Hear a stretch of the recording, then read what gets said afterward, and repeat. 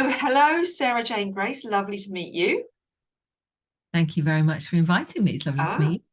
You're very welcome. We love to have all really interesting people doing really unusual things because, it just embraces everything that's out there. And actually, that's really funny because your website is called The Wild Embrace. It is. I just realised that. It's about embracing all aspects of the self. Yeah. Exactly. And I like our audience to know what's out there. Not everything is for everyone. I think it's always important to say that, you have to find the thing that's right for you. Totally. But if you don't know it's out there, you don't know whether it's right for you, do you? I absolutely, yeah. And unless you give it a little go and have a little taste, give it a little go. Exactly. Oh, exactly. So you froze. Did I freeze slightly? Hopefully not for long. Oh, there you are. There you are. That happens sometimes because we're on the internet. Yeah. So I'm going to just quickly screen share your website. So when people arrive on it, they will know they're in the right place. So let's just do a little screen share. And we're going to do that one. And we're going to do that one. And we're going to share it. There we go. So this is your beautiful website. Thank you.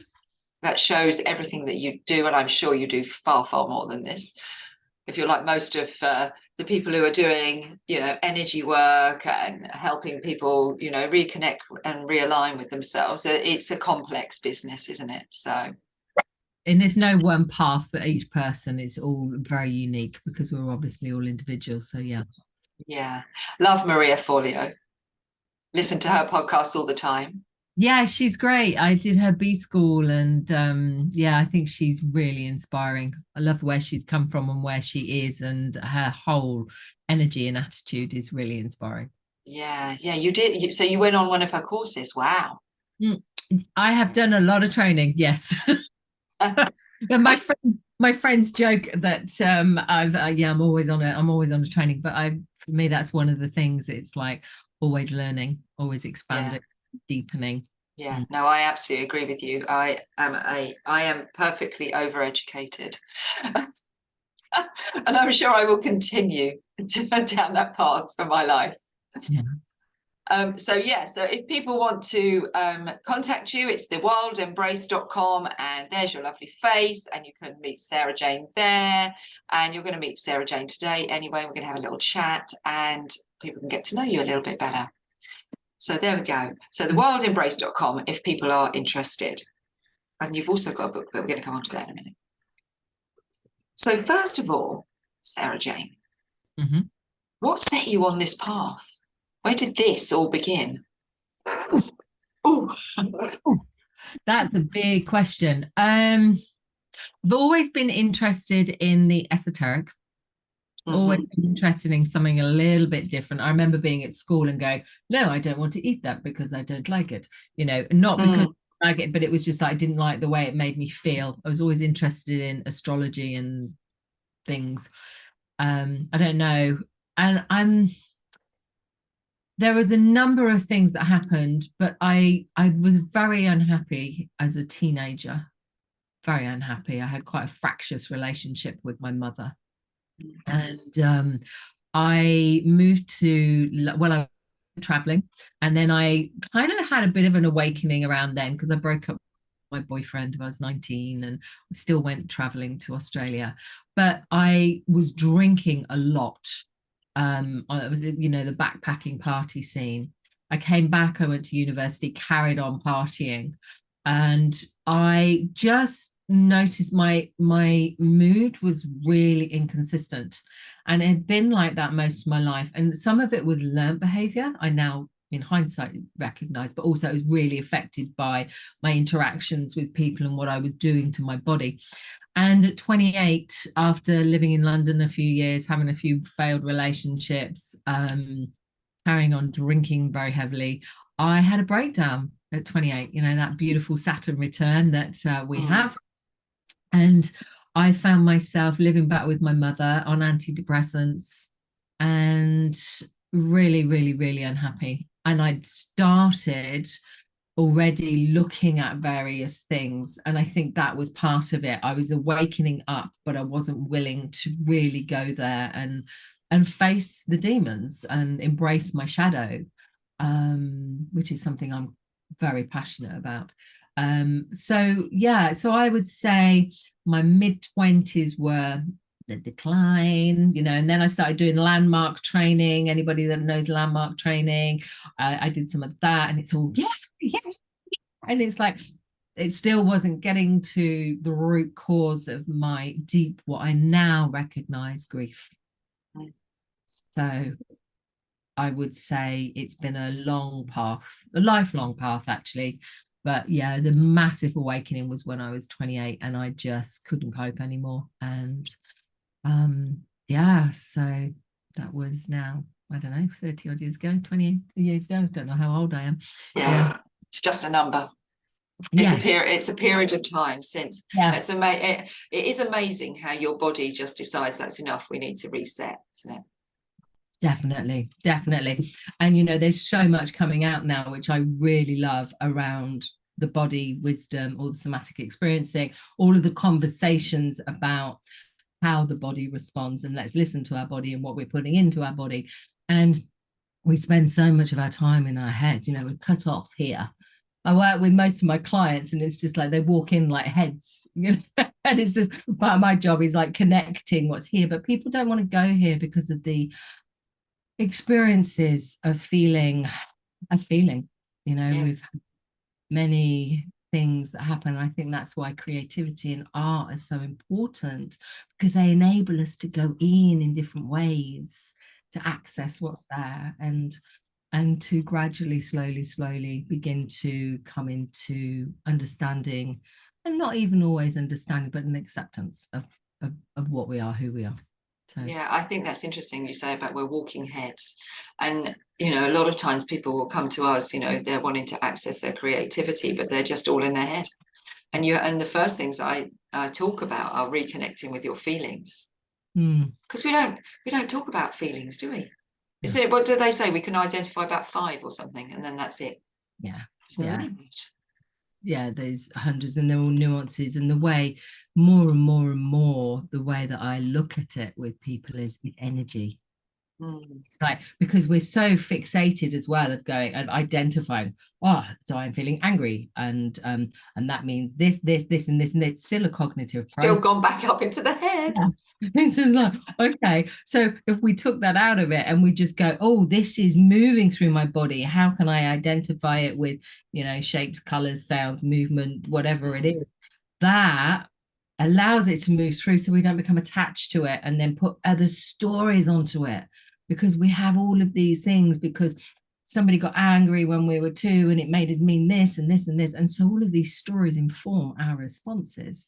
And yet we live so much in a way of being afraid of our totality, afraid of our expression in the world, afraid of who we are as truth, that we, you know, want to understand it so we can control it. And I understand that, but it curtails us, and it curtails our creativity. Yeah, that control, isn't it? It's like, if we can name it, understand it, then we can control it. Whereas all you need to do is just feel it. Yeah. Just need to feel it. And the great thing with, you know, working with artists is that they're enabling people to feel something. Yeah. And it's lovely to stand there and see people respond to things and then say, oh, you know, how's that making you feel? And, you know, and then they smile and you smile back, and then all of a sudden their day is so much better. Yeah. It's interesting. Yeah. You know, say that you walk down the road and you it does influence. It does influence. Yeah, absolutely. So moving quite swiftly through your journey, to where did the wild embrace come from? Because that's giving some structure to what you're doing. Well, that's evolved and still evolving. I started out as authentic health, and then moved into embodied awakening. And then the wild embrace was actually, I'll be honest, it was a URL that I'd had because I bought it for somebody and they never used it, and I just felt very much that my essence was moving very much towards that. And in my shamanic journey, in my shamanic training, I walk a female path, which is called the Lyceum, but it's working with the path of pollen. It's the bee work. And within that, what was being encouraged more and more is an authentic expression of yourself. And it's the same in my dance. It's just like, what is this expression? And within one of these practices, what came was the primal woman. So we worked with the primal aspect of self, which is the wild. You think of nature, it's wild. We try and control it, and it still has its own way of dealing and doing. And yet within the wild, there is an innocence. And so for me, I work with people and they go, I want to be really wild and I want to do this. And it's just like, yeah, but you've got to know your innocence. It's not all about running naked down the road and doing fire ceremony. Could be a part of it. It's wherever floats your boat. The joys of the internet. My doorbell's just gone and the dog's gone nuts. It's okay, we can't hear. She's her wild self. She's being her wild self, exactly. So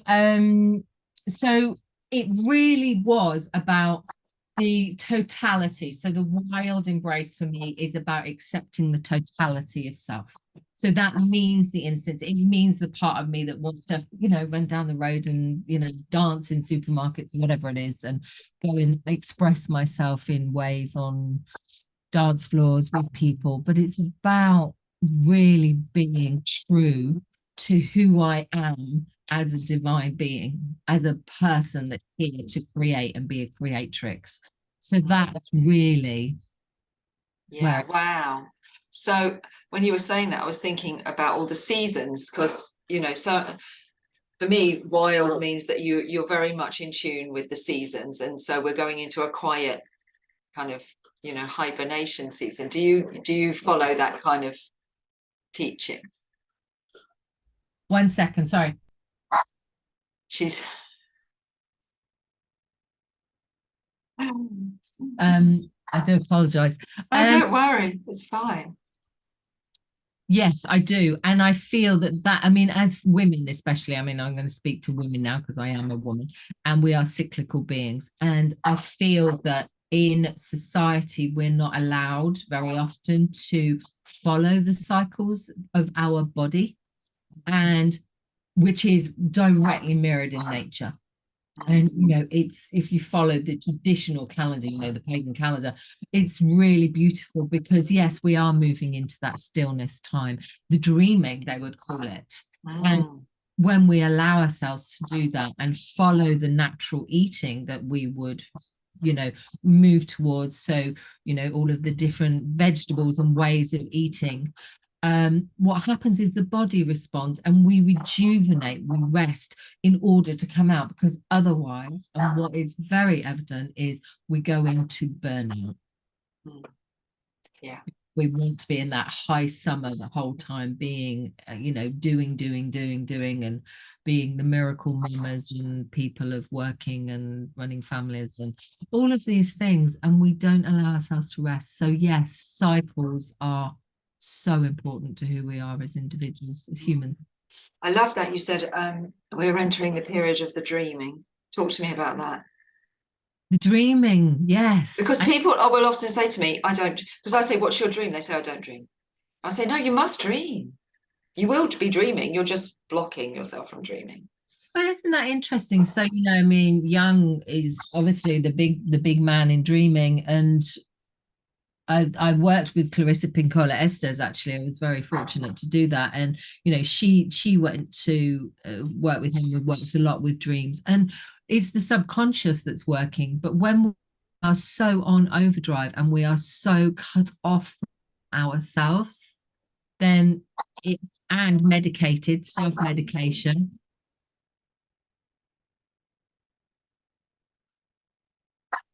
Dog. You hear her? Is she really loud? Not really. No, you can't really hear her at all. No. There's just the odd little peep. I'm going to grab her. Okay. There's nobody there now. They've gone away. Come here, good girl.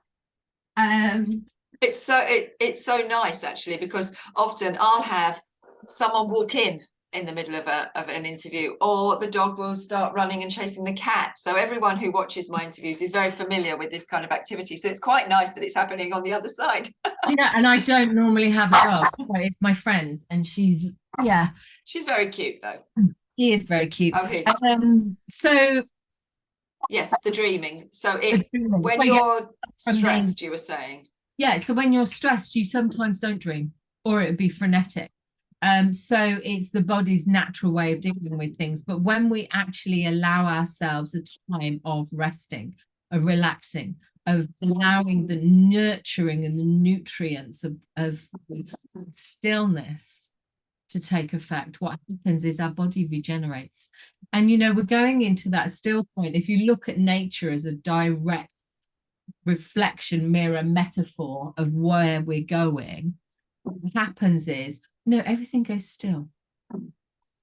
We go into that, and it drops away. The trees choose to drop their leaves, and so we allow ourselves to actually put down things, to put down what we constantly be pushing ourselves with, and to still. Then what happens is we, on a really deep level, begin to nurture ourselves, and we rejuvenate. Yeah. And then we can go into and then that will trigger the dreaming state. That's really helpful understanding, because as I say, so many people say they really struggle with that. They really struggle with the dreaming, and it's so important to allow we're creatures with an imagination. And so that's a critical part of our makeup. And if we don't allow that to happen, then we will never fulfill our potential, because we haven't allowed ourselves to dream. It's interesting, isn't it? Because there's a mentor of mine who speaks to, she knows when she's doing her work and processing all of her stuff, because she doesn't dream, because it's the subconscious that's working out. But when we've overtaxed the system, it's not able to function in a way that the subconscious is going to give us messages that allow us to take information from them. So yeah, you're heading to burnout, really, I suppose, if you're struggling, or as you say, medication could actually do that as well. So talk to us about your book, because that was exciting. It's have you got a copy? Hold up a copy. There's a book. I love the title as well. Thank you. I did a creative writing course, and it was 2 years. And I haven't actually written much since, because it was like my creative juju went. It was really intense. Because I very much am a spontaneous writer, and I tend to channel information, and also it's backed up by theory a lot because of my therapeutic background. But this little story came from an exercise where we had to just develop an idea. And so over 9 months, which is literally the birth cycle, if you're talking about cycles, many things, many ideas, if we look at it, they take on form, they become an idea, and then they, over time, actually before they're birthed. And this came, and it kept going backwards and forwards and backwards and forwards, and lots of feedback from my group, until I got to the point where I went, I'm just going to publish it. So I felt really strongly about this topic. So it's a short story of a young girl and her first period.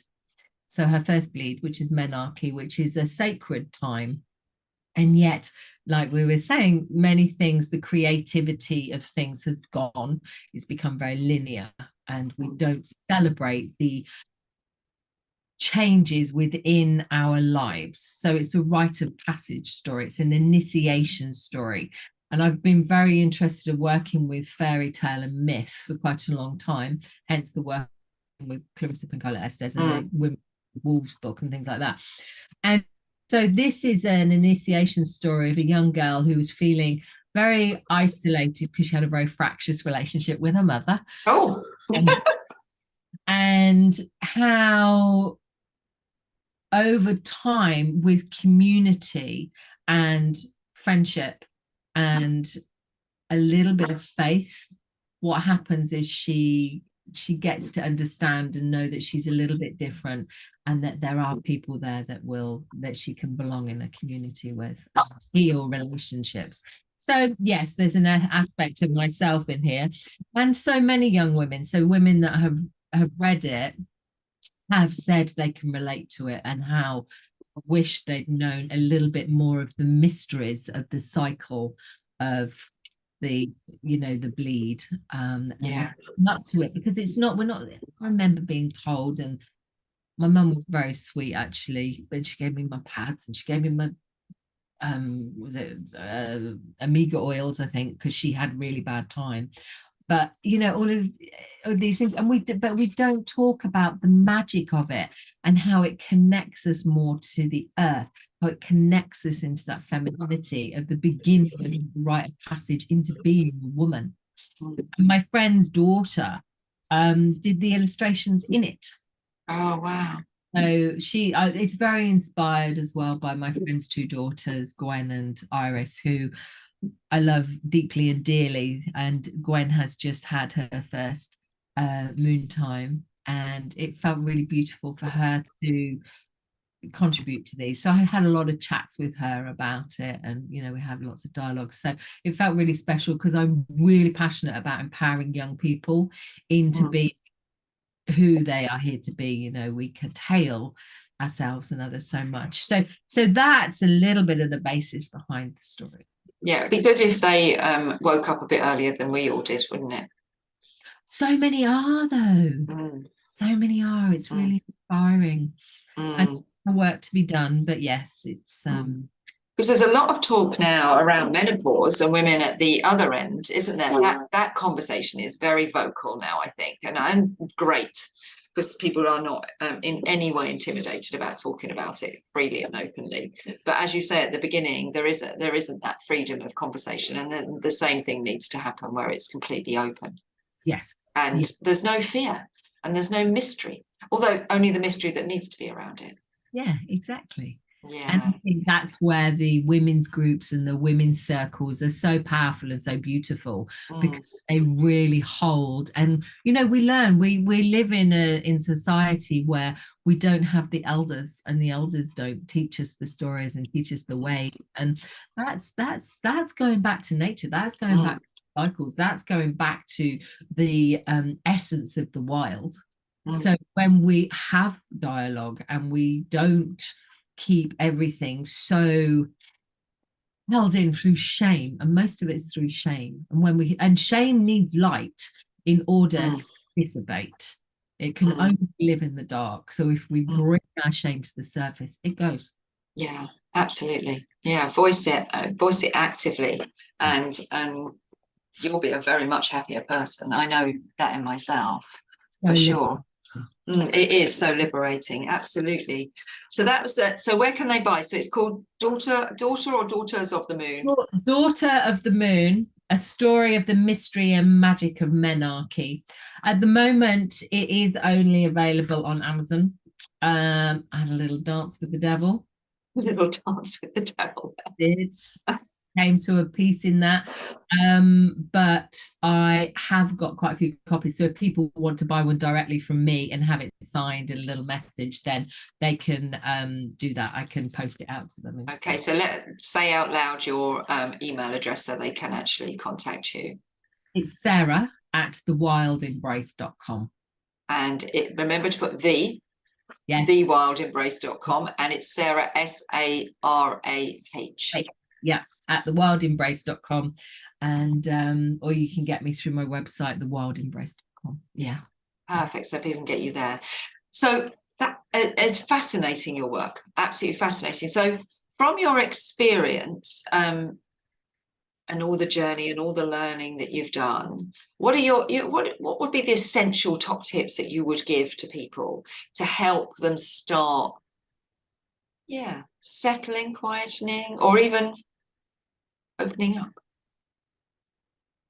So I would put it as a top tips for being oneself. Because in being oneself, one finds the edges in order to navigate those things that you speak to. Perfect. And that, for me, has been my work, and it's how I work with people to that authentic expression of self. And in order to do that, what I have found in my journey is to find the edge. What is the edge? And the more we walk the edge, the more the edge moves and the more we grow. So what's the edge? Maybe the edge is not having that cup of coffee today. Maybe the edge is going to a dance class. Maybe the edge is falling in love. You know, all of these things. What's the edge? And then always live with the edge. And I'm not talking about walking on a cliff edge. It's, you know, a few steps in, but where's that point where you feel it, perhaps a little trepidation, but a little bit of excitement? Because in order to live an authentic life, we have to embrace change. And in order to do that, for me, there are the fundamental things of looking after my body, moving my body every day, getting out in nature, surrounding myself with people that I love and who inspire me and who feed the relationship feed. So getting rid of the toxic foods and the toxic stuff, and then having a mass clear out because there's so much hoarding, you know, creating space. I would say for me also therapy in whatever form that comes. Yeah. Creative, you know, being creative through dance, through art, through spoken word, through theatre, whatever it is, but actually finding that, because creativity is libidic energy and all it is life force. Bringing colour into one's life. I mean, there are so many things I could say around, you know, top tips for living, but for me, I would say the most powerful is speaking my truth, believing in myself. Somebody once said to me, Sarah-Jayne, do you like yourself? And it shocked me to the core because I thought, no, I didn't. And so rather than finding, you know, a lot of the self-help people say, fall in love with yourself, I had to first like myself. And in finding, and I liked myself, I could then begin to fall in love with myself and accept myself. And that meant all of me, including my little girl and my fractured self and my shadow self, all of these things. So for me, it's about being oneself in the world and whatever form that is. Embracing you. Yeah. However, your own unique journey. Absolutely. I completely agree. I've been through that journey myself, and you have to get, it's a stepping stones, isn't it? You said therapy. So what kind of therapies do you do? Which is your favorite kind of therapy? Body work. Absolutely. I mean, I've trained in all these things as well. Body work. For me, something creative. I've always got on really well with doing a creative form of psychotherapy. Being out in nature, that is, you know, therapy in itself. And something that I found really powerful, equine therapy. Oh, wow. Yeah, working with horses, and within that, you know, family constellation, so systemic constellation work, you can work with people, but with horses is amazing. Wow. And really shifted something for me, because it's not a talk, you're working with an animal who doesn't have a vocal range. It's all about body movement and interaction, and really powerful. Wow, I haven't heard of that. We have near here a pack of wolves. I know, it's the wolves that were used for Game of Thrones. Wow. And I remember taking my children to see these wolves, and it was incredible. It was life-changing, really. We went for a walk with the wolves, and the kids absolutely connected with these animals, and it was amazing. It was amazing. So I totally, you know, get that, you know, being with a creature that you've got to kind of watch them and see their movements, haven't you? Because they can't speak. Yeah, and they said to us, you know, they're wolves. Yeah. No sharp movements, no running. you know, because their instincts will kick in. The kids can't just like run off. So the children had to kind of amend their behaviour around these creatures to suit the creature. I want to come. Where are they? They're in Catsfield, is it? No. Oh, whereabouts are they? The wolves. Watermill. Watermill. They're called Watermill wolves. Wow. Because I this year for my birthday, I treated myself to a falconry course. So I got to work with raptors. And that's another one. So you're talking about wolves. I had like a sea eagle just here. Wow. Owls, buzzards, Harris hawks, all of these real, and their claws, all of these potentially very dangerous raptors. Yeah. And it's exactly that. You have to really mind how you are. And this You is do. That's it. You speak about, being oneself. When we can bring all our energy in and we can be really contained and ourselves, as well as respecting another, so them and this relationship in between. Because if I make a move, it's going to go for me because it thinks I'm throwing food. It's exactly the same. And yet such a beautiful metaphor and lesson in life of what's my energy doing? How's the other responding? And we don't do that so much with people, when actually if we listen with our bodies we can. But animals show us in such a beautiful way. Rapport building with this other non-verbal creature. Look up Watermill Wolves, you'll love it. You absolutely love it. It was amazing. And we got to photograph them and everything. It was incredible. I definitely want to go and see them again. But we've done the birds. Some of my, so I've got 3 children. 2 of them really loved it. One of them found it very scary, which is interesting. Just all about that rapport building around that animal. And it's interesting to see what was the fear, what was creating the fear, because that in itself gives us so much information, doesn't it? I don't know. I don't know. We didn't think about it in those terms at the time, but I probably will think about it a bit more now. Thank you so much. That's been absolutely fascinating. Really lovely to connect. Really fascinating. And I think your book is totally inspirational, and I hope it starts a conversation all around that subject now as well, so that we don't, why are we hiding these things? It's craziness. Us humans, we've built a fort, haven't we? Absolutely. And that's the thing, when we allow ourselves to come through that fort and we live less armored, there's so much more life to be had. Take down the barriers, remove all the armory, and just live your true self. I know it's a journey though, isn't it? You can't, that's shocking if someone can't just do it instantly. And I would suggest always ask for someone who's professional to go on that journey with you. Like you said, therapy is really important, and find someone you connect with, who can hold your hand on that journey, because it can get emotional. You've been on that, I've been on that. It can get emotional. You need support. Absolutely. And I'd say one of the biggest breakthroughs for me was getting in touch with my grief and allowing the grief to move through and for it to flow, because it's the opposite side to joy. We're joy junkies. We're to wanting the dopamine hit through the likes and whatever else it is. And when we allow these two to dance together, because it's the same muscle, but what happens is so much more life, and joy comes, and playfulness comes. Grief is a whole nother subject. It's one I'm very passionate about, and I'm as well. You're going to write a book about that? Oh, well, I would be very happy to chat to you.